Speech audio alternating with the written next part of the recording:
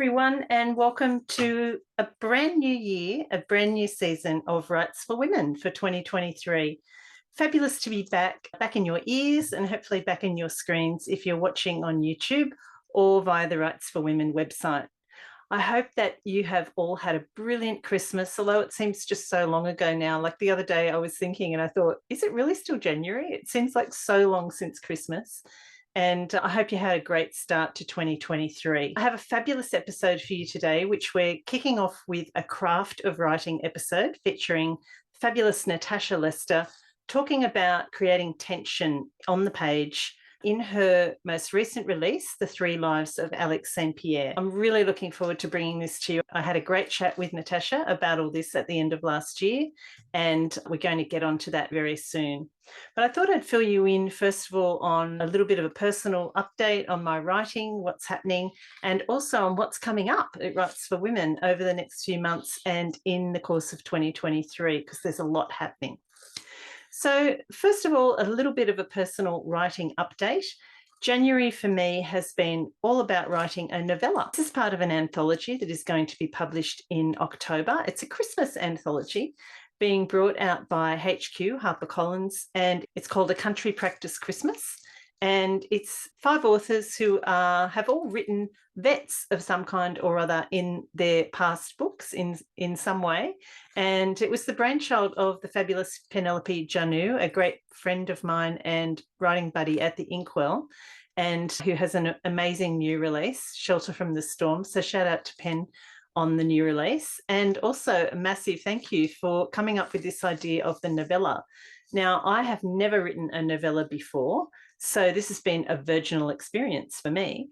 And I'm in the anthology alongside Pen, of course, also Alyssa Callan, who writes small town rural stories, Stella Quinn, another ace rural author, and Lily Malone, who has written some fabulous rural stories and is back with this novella. It's a real treat to be able to work with these amazing women writers and to actually do something new and fresh. Because I am also writing the second instalment in the Blackwattle Lake series called Out of the Ashes, although I have put that on hold for the time being to get the novella out of the way. But I decided to set the novella in the same world, if you like, or the same town actually, as Blackwattle Lake and Out of the Ashes, and the third book, which will be coming up next year.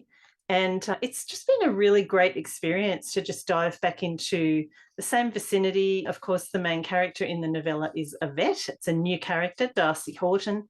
And it's just been wonderful to actually immerse myself in this world again. I have been furiously writing. Luckily for me, I'm good with a deadline because there were quite a few interruptions along the way to this novella, with the wedding in November and of my daughter just gone, and a whole lot of other things, including the whole family coming down with COVID starting on Christmas Day. So that was a real treat. Thanks, COVID. But thankfully that is all out of the way now. We're all healthy and back on deck. And as I say, writing furiously. So the next week, with a January 31 deadline, for me is going to be all about revision, getting through those scenes again, revising them, doing everything I can to get it up to scratch to send it off to the publisher.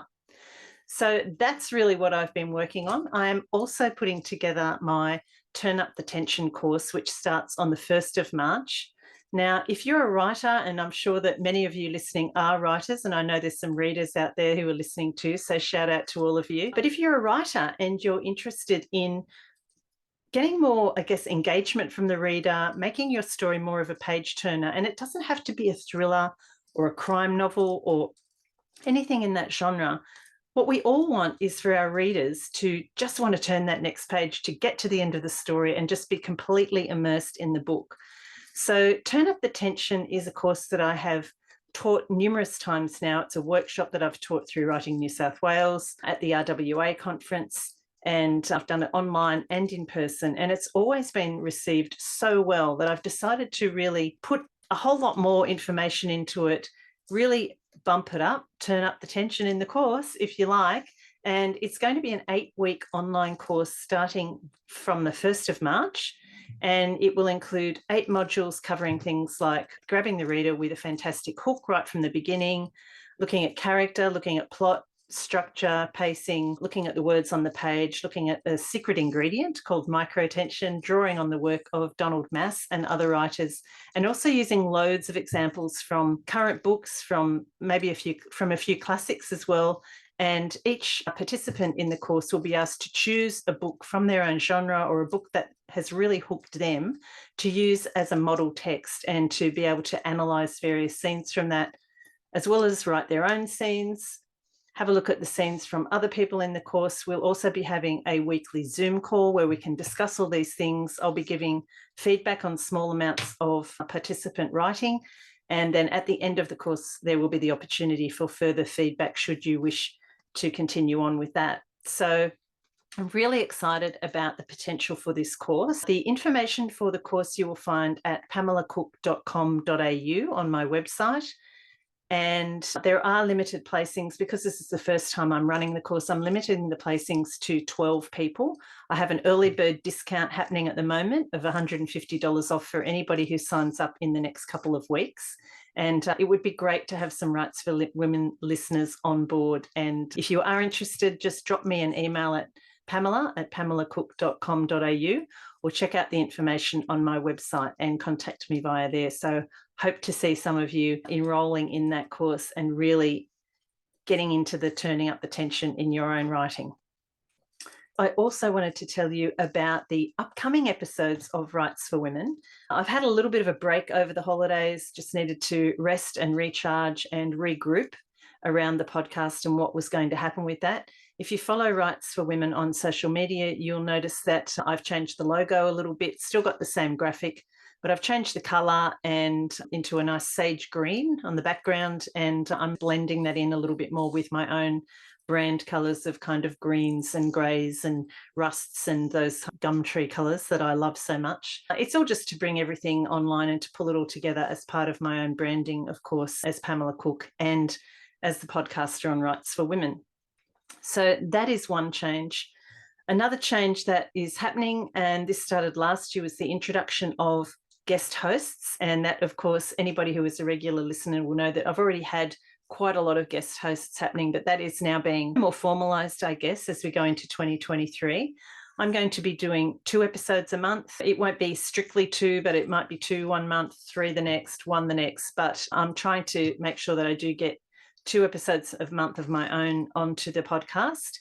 And added onto that will be episodes from guest hosts. So coming up, I've also done a fantastic interview, a new release author feature with Lisa Ireland. And Lisa is just an absolute gem. And her new book, The One and Only Dolly Jamieson, is just a treat to read, really wonderful. So I highly recommend everybody get a copy of that. And that episode will be coming out next. Following very shortly on from that, I have an interview with Terry Green. Now, Terry is an author of The Inkwell, and Terry is, like myself, one of the founding members of the original writing group, which was the Writers' Dozen. So Terry and I have been writing together since about 2004, so almost 20 years, which we go back a long way. And Terry, over the course of the last 6 months, has produced 2 fantastic historical fiction novels featuring feisty female sword fighter set back in the 1600s. So I'm going to be talking to Terry about a whole lot of things, of course, about her new books, but also about longevity in writing and being in it for the long haul and making writing just an integral part of your life. So look out for that episode coming up in the next few weeks. I also have Meredith Jaffe, who will be chatting to Kylie Ladd about her new book. Mary Lou Stevens, who is doing a Heart of Writing, really, episode with a new release author, Jo Dixon. The House of Now and Then is her new release, and it's getting rave reviews, so can't wait to bring that one out. And I've also got a fabulous fantasy episode with guest host Joe Riccioni talking to 2 other fantasy writers, Nina Kenwood and Meg Gatland, about their books and about writing fantasy and creating worlds and a whole lot of other fantastic stuff, which will be relevant to anybody who is writing. You don't have to be a fantasy writer to find that interesting, and I know that you will because I've already listened to some of that ep and it's great. So there's heaps coming up on Writes for Women. Other interviews I've got coming up are with Joanna Nell talking to Fiona Robertson about short story writing. Rachel Johns will be coming back as a guest host. Maya Linnell, Cassie Hamer. Cairns is going to be interviewing some crime writers. There's just going to be a whole heap of fantastic women writers bringing their own experience, their own interpretation, and bringing perhaps a different perspective to some of the interviews too. But I will still be here and, as I said, doing a couple of interviews a month, and Writes for Women will still be coming out every week. And if you are listening and you enjoy the podcast, I'd love it if you could give a rating or a review wherever you listen. Another great way to get the word out about Writes for Women would be to share some of the social media posts, whether that's on your feed or in your stories. Tell your writer and reader friends about the podcast, and I would just really dearly love for you to get the word out there, and so we can increase the listenership of Writes for Women over 2023. So on to this week's guest.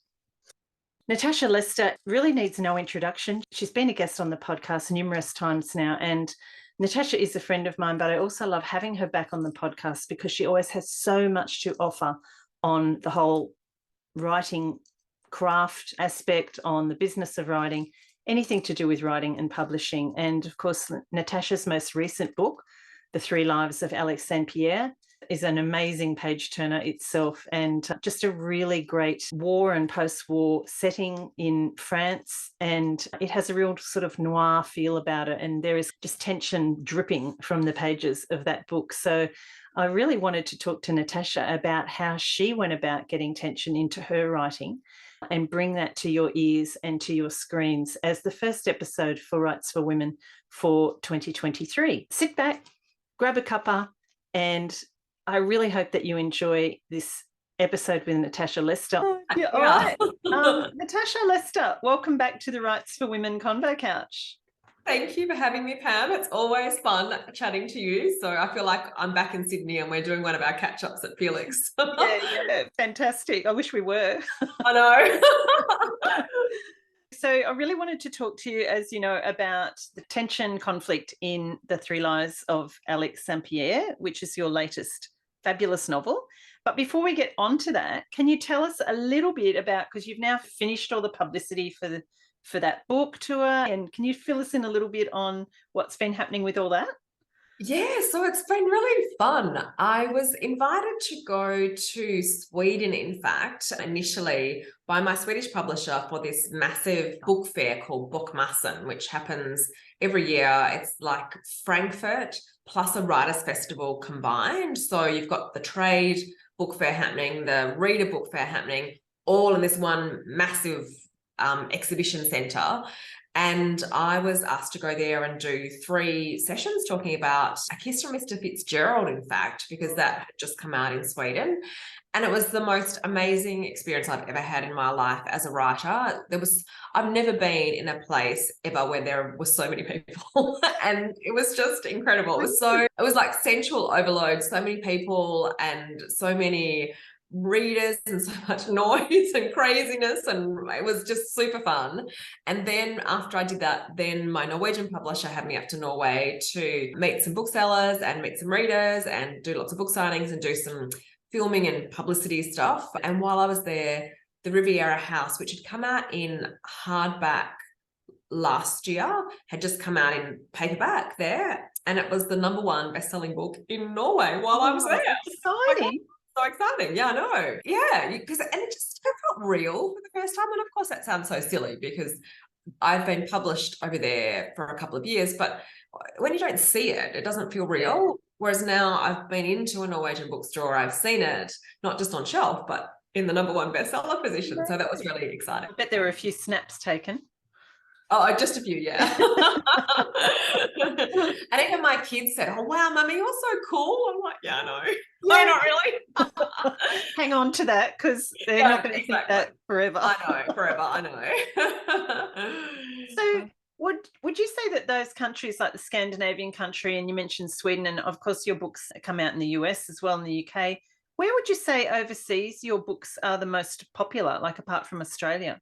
Yeah, that's a really good question. So definitely the US, but also Scandinavia, particularly Denmark, Sweden, and Norway are like my kind of golden triangle of countries. I don't know why. Yeah, they have this thing over there called feel-good literature, and my books get published into that kind of slot. And in Norway in particular, there's only one native Norwegian writer writing in that genre. So the rest of it is translated fiction. So there's this kind of big gap in the market that translated fiction fills. And so Lucinda Riley's really popular there, and my books are likened to hers there, and taking up that space when she doesn't have a book out, or obviously she's now unfortunately passed away. But so that's maybe why they've been popular there, but also Czech do really well there, Romania. So all these kind of off the beaten track sort of countries. But then Italy is really big for us too. So it's a bit sporadic, but definitely Scandinavia is my heartland for international publications, and the US. Great. So good that you got to go over there and check it all out too. Yeah, it was. Yeah. So before we get on to talking about the tension and the conflict in Alix and Pierre, could you, just for those people that may not have read it yet, could you just give us a quick rundown on what the book's actually about?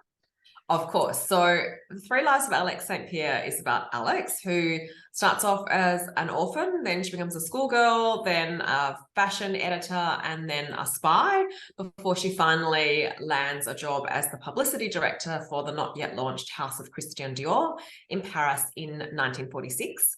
And it's her job to try to convince the press to come to the first showing from this new and unheard of designer. And at the same time, she realizes that someone is trying to find out what she did during the war, which is something she's sworn never to talk about, and in fact isn't allowed to speak about. So she ends up with two jobs, trying to convince the press to come to Dior's first show and trying to escape or find out more about this person who is intent on tracking her down. Oh, very good summary, because it's a big story. So yes, I've practiced that a few times. There is, as with all your novels, there is a dual timeline in this story, but it's a little bit different this time in that we don't have a modern contemporary storyline and the historical one. They're both historical timelines, just a few years apart, one being post-war, the main storyline, and then the kind of backstory, but that you go into fairly in depth is the second one. What drove that decision for you in terms of the writing, and rather than having the contemporary timeline and perhaps like a different character in that second timeline? I think the first thing that drove it was that I was fatigued by writing those dual historical contemporary narratives. I felt like I'd done that for, what was it, 4 books, Paris Seamstress, French Photographer, Paris Secret, and Riviera House. And I felt like I couldn't then just write another one of those without it maybe starting to feel a bit too much the same. Because obviously the thing that a dual narrative hinges around is the fact that your main historical character has got to either be absent in some way, and so the contemporary character is trying to track down their story, or there's some kind of love that didn't work out, or someone's got to die. Do you know what I mean? And you start to run out of ways to kill people off or keep lovers separated who really want to be together. And I just felt like I was going to have to be manufacturing something rather than it emerging organically out of the story. And I didn't want to write a book that I felt like I was applying a plot to a story. Exactly. I always want the plot to emerge out of the idea. So from the outset, I knew it wasn't going to be dual narrative. And in fact, I didn't realize it was going to be a dual historical when I started. I thought it was all going to be post Second World War, and that it was just going to be some hints of what had happened during the Second World War. But then I realized to show, because one of the things I wanted to do was show how life changed so much for women during the Second World War, where they were allowed so much independence and were encouraged to take on any kind of job and really stepped up and could have ambitions. And then suddenly the war ended, the men came home and they were told, go back home. And to show that effectively, that horrible juxtaposition, and to show how women might have felt about that, I realized I really need to show what they were doing during the war to make that juxtaposition more powerful and more emotional for the reader. So that then led into writing this dual narrative that was 2 historical storylines that, as you say, are only set sort of a few years apart. So it was a combination of fatigue, not wanting to do the same thing all the time, wanting to do something a bit different myself, and realizing that the story needed this to be able to work. And did that affect your writing process at all, Natasha, in terms of, I know you have a pretty, which I might get you to give us a quick rundown in case people haven't heard it before, but you have a fairly set type of process that you go through when you're writing your books. Did it change at all with this one? Not so much in the writing of the book. Before I submitted it to the publisher, the structural editing process was quite challenging and quite different this time, but my own kind of writing process was fairly similar in that I wrote sort of Alix's 1947 storyline first,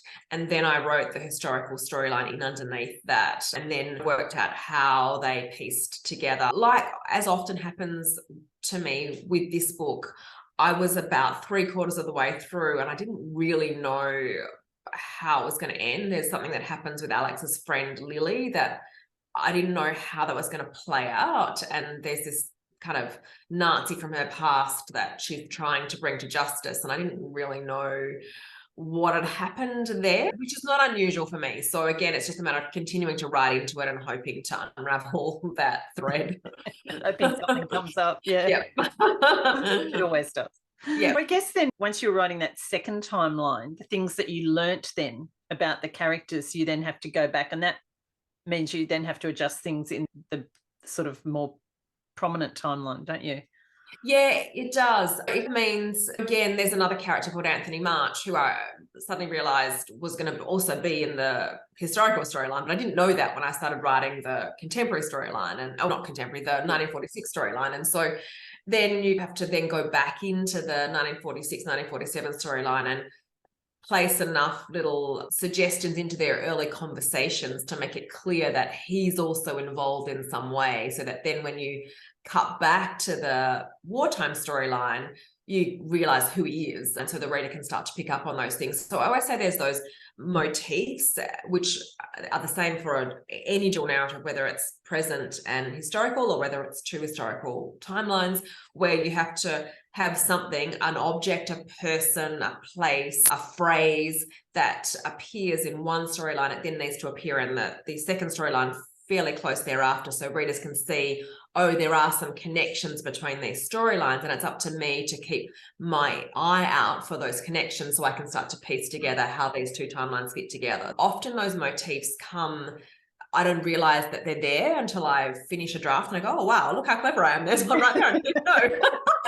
And then sometimes, like later, as you realize, oh, this character was involved in both these storylines, okay, then I have to go back and place them more effectively than I have in this first draft. So would you say you spend a lot more time in the revision than in the drafting?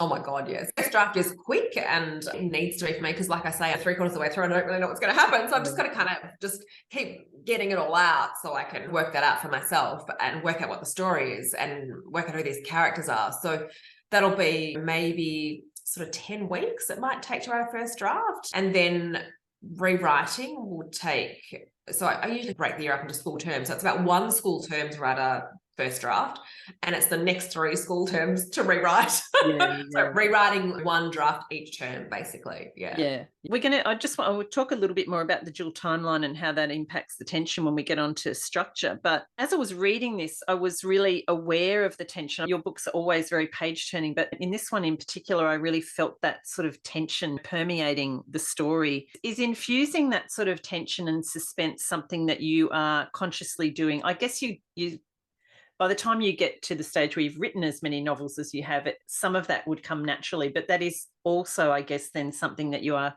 really consciously doing at the revision at each edit, aren't you?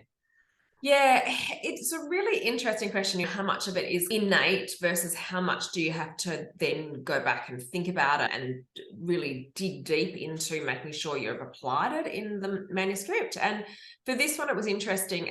In fact, this is true of all my historical novels. So in those first few drafts and then the manuscript I send in for structural editing, I always have the same problem, which is in the first sort of 6-7 chapters with a historical novel, there's so much you've got to establish. You've got to set up the characters, you've got to set up the scene, you've got to set up the history, you've got to set up the actual events that happened at that time. You've got to layer in the cultural perceptions of the time, the world views of the people who inhabited that place and that time.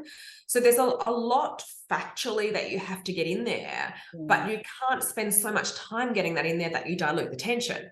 And there's always that battle, and it's most profound in the first sort of 6 or 7 chapters, because once you've established it, it's established, and then you just continue the story. But you've got to establish it enough that the reader feels totally grounded in this world, in this era, in this world view, in this culture, but to still have some tension that they want to keep turning the pages. And I never quite get that right before I submit it for structural edit. And I know that, but I don't worry too much about that because I know that my editor will ask me the right questions and say, and then I'll go, okay, yes, I don't need to explain all of that. I can do that more succinctly. I can get through that more quickly. I can cut this out. But that's a real juggling act in terms of narrative tension. And it was just on the weekend, I read this really interesting thing. So I've become obsessed by Substack. So Substack is a platform where writers of all news writers, journalists, fiction writers write pieces, write articles, and send those out as newsletters. And I love it because it's not Instagram, it's not Facebook, it's not advertising driven. We're not contributing money to this kind of monolithic, ethically questionable meta. And George Saunders, who wrote right. in the Bardo. George Saunders is on Substack. Yeah. He's got an amazing Substack called Story Club. Every writer should go and subscribe right now. You can get a free version as well as a paid version. Can I tell you that I have subscribed and I have yet to read them? They're all piling up. Oh my God, it's so good. He is brilliant. And he has these writing exercises that are just so great. Anyway, he was talking about this exact thing on the weekend. He was saying how, because he's also a writing tutor, he works at a university and he takes groups of writing students. And he was saying how one of the common problems he comes up against is that people set their stories at a simmer and they never reach boiling point. Oh my God, that's so true. And so for me, in those first 6 or 7 chapters, often the problem is everything's just simmering. There's no kind of increase of the heat, which is that increase of the tension where you get things bubbling along, which then kind of increases the tension yet still more. I don't know if that makes sense. He wrote it much more eloquently than I just described it. So go and look out for George Saunders' Story Club, everybody. But so that's where I needed to focus in the structural edit on getting that tension in. And so there's a couple of things that went in there that I didn't have before. For example, I had convinced myself that the inciting incident of the book, which is obviously always so important to getting in and out of tension, right, was Alix moving to Paris and taking on the job, which was kind of true in a way, but this one needed a second inciting incident of just that, the past coming into the present. And so now she gets a letter with just 2 words telling her to leave Paris. And she thinks it's from this person from her past. Turns out to be from someone entirely different. But the fact that she thinks it's from this person and the reader's, oh my God, now we're in the story. What happened? Why does this person want her to leave Paris? And oh my God, she's not going to, she's going to stay. What therefore is going to happen because she's not leaving? So it immediately escalates that curiosity and the what's going to happen factor. Exactly. Yeah. And it's funny because we often think, oh, tension needs to be something really big. But in fact, it was just one note with 2 words. That's all it needed. And it just changed it set the simmer to a boil all of a sudden in that first kind of 6 chapters. So tension is doesn't always have to be something big and catastrophic, explosive, and that takes pages to convey. It can often be something very simple, but something that you can see sets the story to bubbling, I guess. Actually, Rachel Johns, in a recent interview or chat that I had with her on the podcast, and she said it also in Michelle Barakoff's podcast, said something similar, but it was about stakes. So I think stakes are, that, and I think she got the quote from Emily Henry or someone, that the stakes don't have to be big, but they have to be personal. Exactly. They have to have that really strong meaning for the character. Yeah, that's a very eloquent and succinct way of describing it. That's exactly right. It's got to be personal. Yeah. But I love that simmering and then the bubbling and boiling as well. That's great. Yeah. It can be really tricky to work out that inciting incident, can't it? Like often you think you've got it and like you say, then that's not it. Absolutely. And the part of my books that I always rewrite the most are those first 6 chapters, because if they're not right, everything that follows on from that isn't right. Because if you don't have the right inciting incident, then your story falls flat. If there isn't an inciting incident at all, then you haven't even set the story to a simmer. So you've got nothing happening. You've just got cold water in a pot. And that's pretty unappealing. It's a dreadful metaphor that we're going with, but we're just going to go with it, okay? It works. I know, that's right, exactly. So it's crucial. A lot of people, there's a lot of talk about saggy middles, and okay, they're really important too, but I always think that if you can get that first part of the story right, the rest of it really starts to take care of itself. And so if you haven't rewritten your first at least 3 chapters multiple times, and you haven't done enough work, I don't think, unless you're a genius and you don't need to. I'm not. Yeah. But then, of course, don't get stuck just writing the first 3 chapters. Exactly. It's all about balance, isn't it? So many pitfalls. Of course, is crucial to creating tension, and that includes the internal conflict for the character. So how central was creating that internal conflict for Alix's character, and how did you develop that as the story evolved? Yeah, this book was really interesting for me in relation to that, because in many ways it was much harder than my previous books, so in my previous books I had a younger heroine who wasn't battle scarred in the way that Alix is, and she's facing the patriarchy. So you've got that great conflict, easy conflict there from the outset. Whereas with this one, so much of what's driving Alix is actually her internal conflict. She doesn't fit, she's never fitted into any part of her life. She was an orphan. She lived with this family that took her on out of this sense of obligation. Then she worked in Switzerland in this very male environment during the war.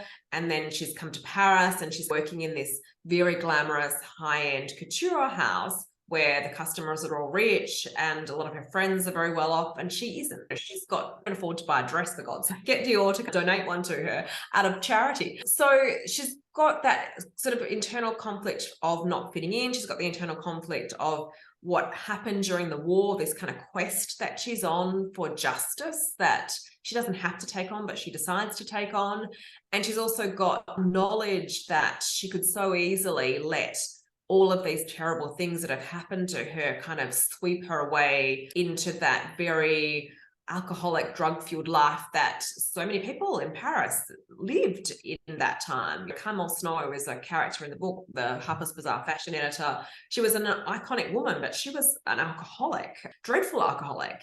And that was the way of things so often in those days. So there was so much of that, which is actually hard to get onto the page, because you can't just you can't just blur all that out, because it's boring. You can't have the characters sitting in a room cogitating on all these things that are going on inside them, because there's no tension there whatsoever. And that's where the reader just goes, oh, I'm really bored, I'm going to put that book down.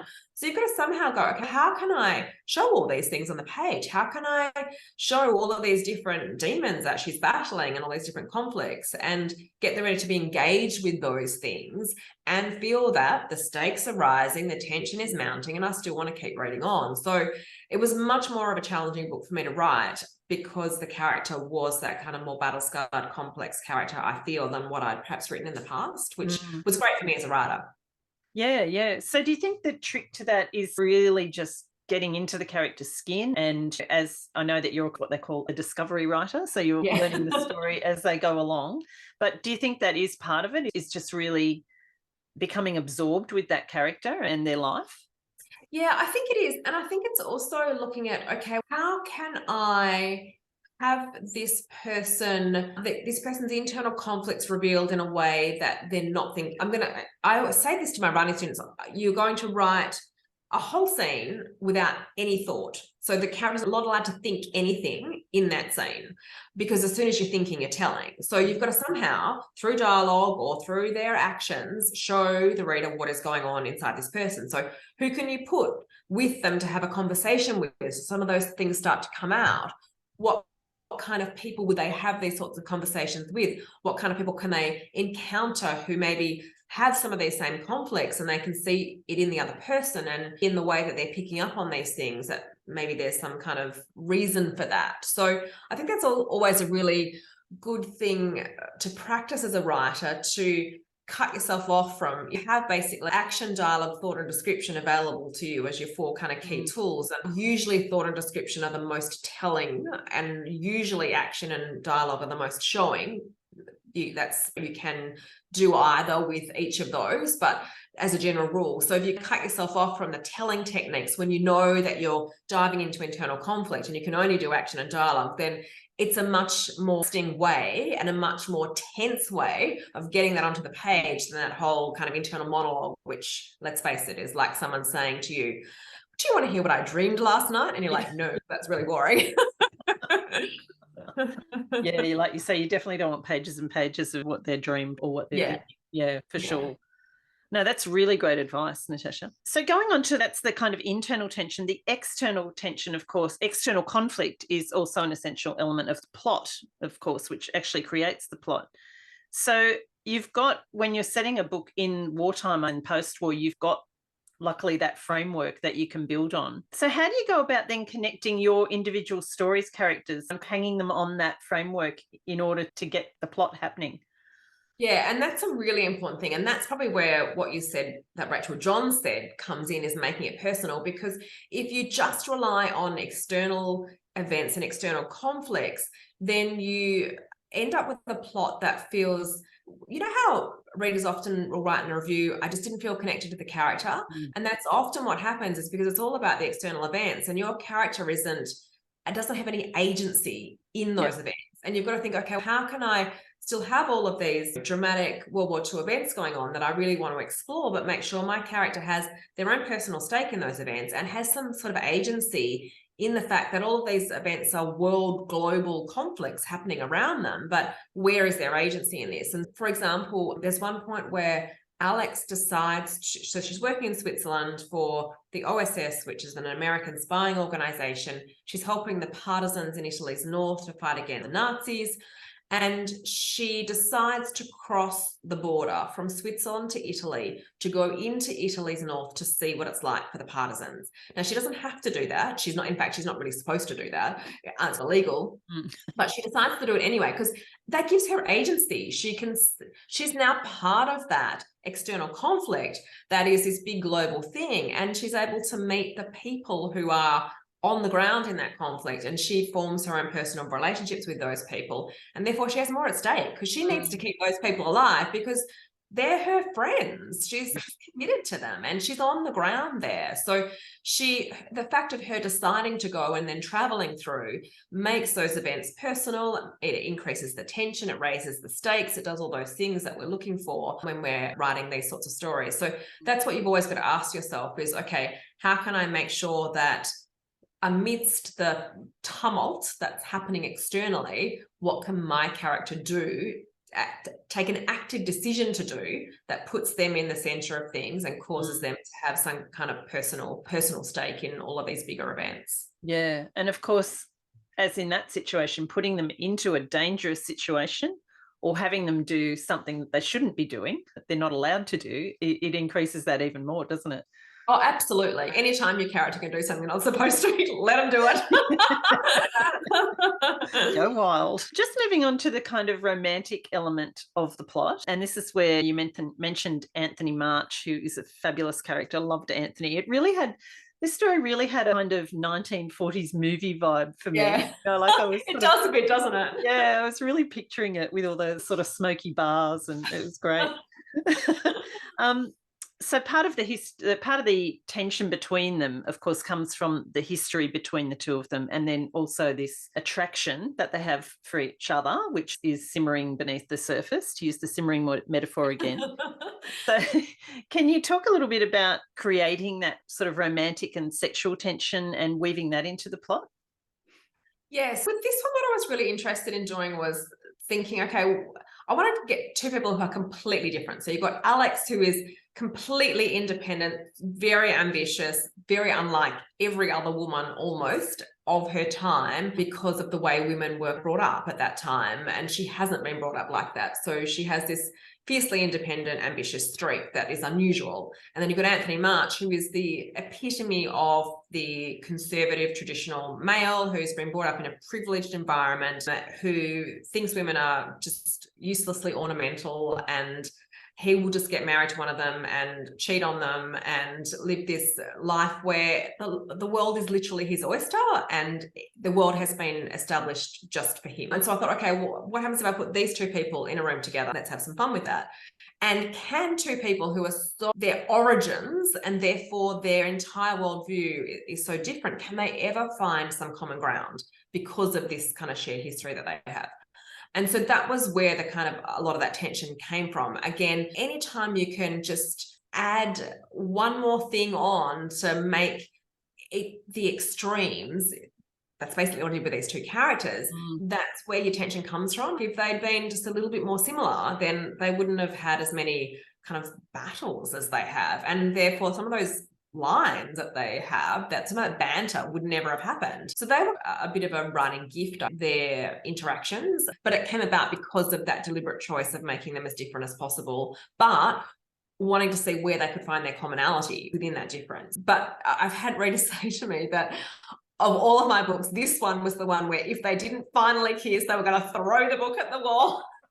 Like, okay, so maybe I did stretch that out for as long as I possibly could, but that's also part of it as well, because you've got to judge that. You've got to go, when have I gone too far? And the reader's just like, oh my God, I'm tired of waiting. I don't want to wait anymore. I am going to throw the book at the wall. Or it was just enough that you got there at the right moment. And that's just gut. There's no marker that can tell you've hit that. You just have to, from reading a lot, be able to develop that own sense of judgment. Yeah, and from getting reader feedback, perhaps from other books.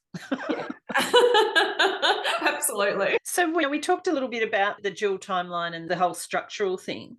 So once you've got the draft and you are sitting down to try and work out what you've got your two timelines, how are you then looking at structuring it to really that suspense and the tension as much as you can? So I'm guessing the question is, once you've got your draft complete, how do you then go back over in those first few revisions before you send it to your editor in order to see how you can get it to where you want it to be?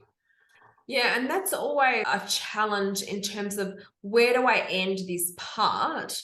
And therefore, where do I start the next part of the story? Like, where do I break away from this timeline, start the next timeline? And it's quite a lot of books that do the dual narrative swap each chapter. So you go back and forth from each chapter. I sometimes find that doesn't allow you to get embedded enough with one character. And so it can take you longer to forge that connection that you need to have. So most of my books do give you a few chapters in each timeline before you then swap, so you can develop that really close connection to the character. But with this one, for example, so Dior's first showing is one of the kind of key moments of tension in the book, that we've been building up to this first show. What will it be like? And originally that was in part 1 of the book, and now it's in part 3 of the book. I moved it later because I realized I was missing out on a whole lot of tension that I could have made more of if I had it happen later. It didn't need to happen so early. So again, that was a conscious decision about to keep ratcheting up the boiling point. And that's the big moment. So you don't want to have that come too early, because then you don't have as much to follow on with. So it's looking at the book in that way and making those decisions. And also, when you're writing a narrative where you've got people in one storyline thinking about something that happened in a past storyline, you need to make sure that past storyline isn't then just repeating what they're thinking of in the present storyline. So with this one, there's some key scene that happens in the World War II storyline where Alix has been summoned to a hotel room to meet somebody. And initially, I had really let the reader know pretty much what had happened in that room that night in the post-war storyline too early.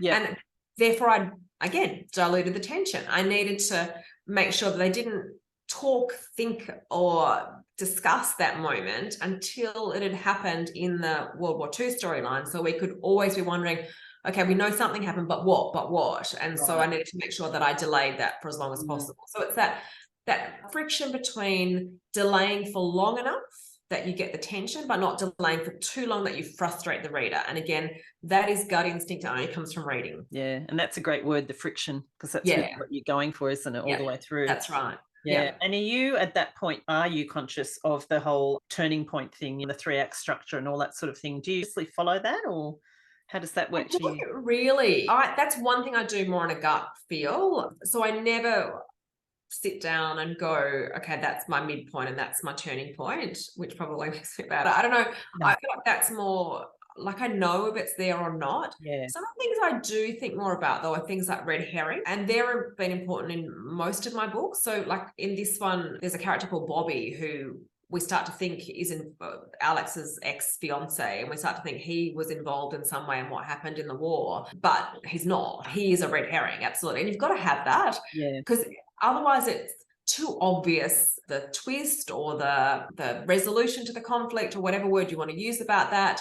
You need to have someone or something or some event in there that starts to lead people down one path only to find out that it isn't that path. So I'll plan that more and be more conscious of placing that carefully in the story. And Lily is something of a twister, so I needed to be conscious about how I placed her in the story as well. So I'm more conscious of that than I'm about turning points. Yeah, and it's the placement of those scenes in relation to each other, and how the two timelines work together. Yeah.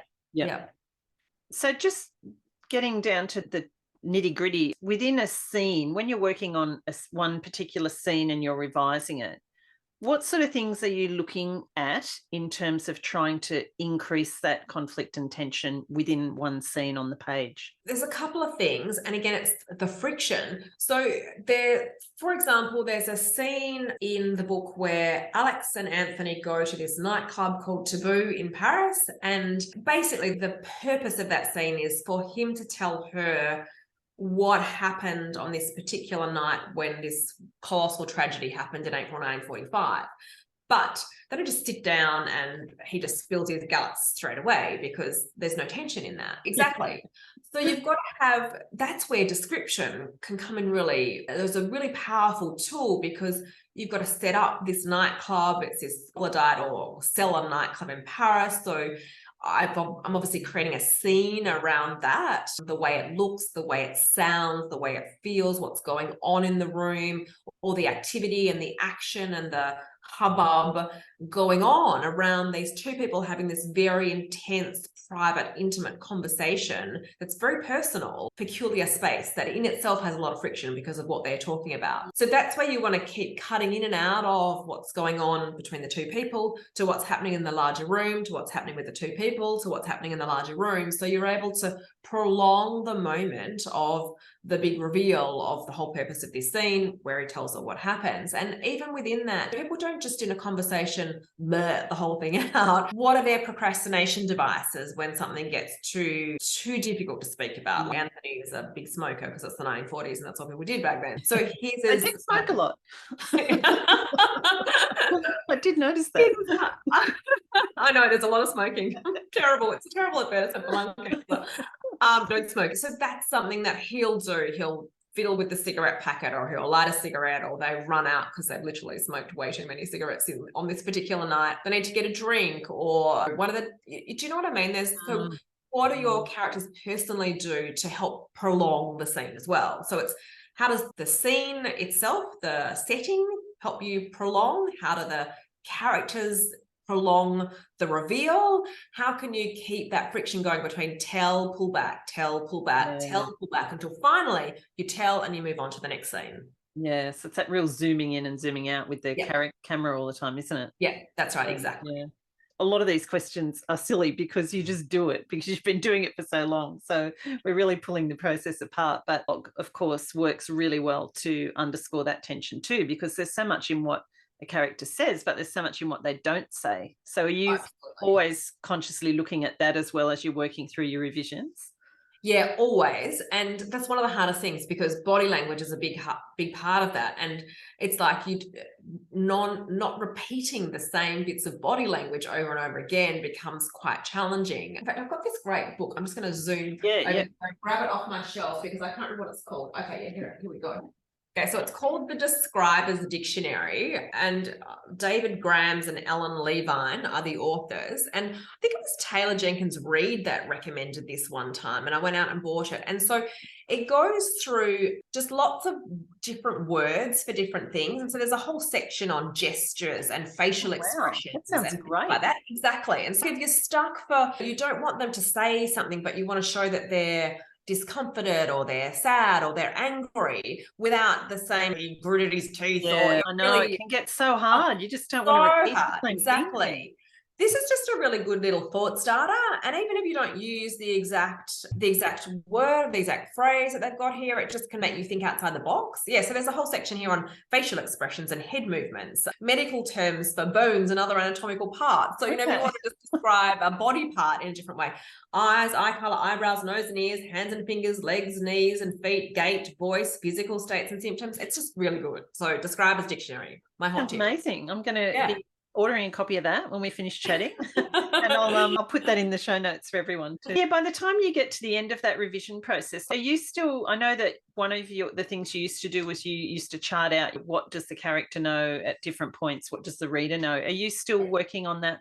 Yes, I think that's really critical. And that's how you basically get your structure working, making sure that there were times in this edit that I realized that the reader knew too much. I told them too much too early. I needed to pull back on some of those things and delay those things. So asking yourself those questions, if you just broadly look at a book in 3 acts, Act 1, Act 2, and Act 3, what do they know at the end of Act 1 and what do they still need to know? What do they know at the end of Act 2 and what do they still not know? And again, by the end of Act 3, obviously you want them to pretty much know everything, but how do you then just drip that through? That's so crucial to my writing process. And I think that just those 2 questions alone, if you just want something really simple, is okay, how much does the reader know at this point and how much is there still left for them to find out? Yeah. And okay, oh shit, there's only one more thing for them to find out and it's only Act 1. I probably need to change that up a bit. That's a good question. Yeah. No, I love that. I always remember you doing that chart. And yeah. It's such a great way of looking at it. Yeah. So we've covered so much ground. It's been really good. But one question I have, and this is a problem I currently have at the moment, so I'm picking your brain on this one, not so much in terms of the tension, but when you're completely in the zone with your story, you're either in the draft or you're full on in the revision and you're in it day in, day out. Are you living with that 24/7 or are you able to cut yourself off, like when you switch off for the night and you're cooking dinner or eating dinner or going to bed or whatever? Have you got the knack of being able to switch your brain off? Because my brain is just, I'm writing this novella at the moment and I'm going to bed and I know it's good to have things in your head, but I'm finding it so hard to switch off now that I'm back into regular writing. Yeah, no, I'm the same. And that is more intense for me at certain phases. Like in structural editing, I basically try now and I try and go away for a week so that I can literally live in the book for a week and I don't have to cook food for anyone. I don't have to eat at certain set times for children's stomachs. I don't have to talk. I don't have to speak. Literally just me and my little hermit cave. I have to get dressed. Exactly. And that's so helpful because honestly, I think some of my best writing comes from those weeks where I am just living in the book. So that sense of it being all consuming is hugely powerful, but you're right. It can be very intrusive on day-to-day living. And I do tend to spend too much time in my head. And I just think that's what writing is like. So for me, that's where things like running is really good for me. Like I do a lot of my thinking when I'm out running or walking or whatever, in the shower, washing dishes. I like using those mundane tasks to just let my mind wander so that hopefully then when the kids are something like, I don't know how to do, what was it that I had to help with the other day? Oh my God, circle geometry. And I'm like, oh no. that I can go, okay, let's get out of the 1940s and get into circular geometry. So yes, it's really tricky. And I don't think I have the perfect solution to that. And some nights I will be lying in bed going, okay, I just need to stop thinking about this, but it can be really challenging. So I do try and give myself permission to have certain times throughout the year where I am just immersed in it and I don't have to switch out so that then I can let myself be less distracted by it at other times. Yeah. You're on school holidays now, so I know that's always a nice break for you. Yes. So enjoy that. And I will. We are getting another book next year though, aren't we? We are. And in fact, okay, so we've only just finalized the title for that book and I haven't even announced it on social media. So here you go, Pam. So it's going to be called The Disappearance of Astrid Bricard. And so this one is set largely in the 1970s. It's got 3 timelines, contemporary, 1970s, and 1917 to 1947. Oh, wow. I know. So it was big, massive, colossal book. So there was a fashion battle at the Palace of Versailles in France in 1973.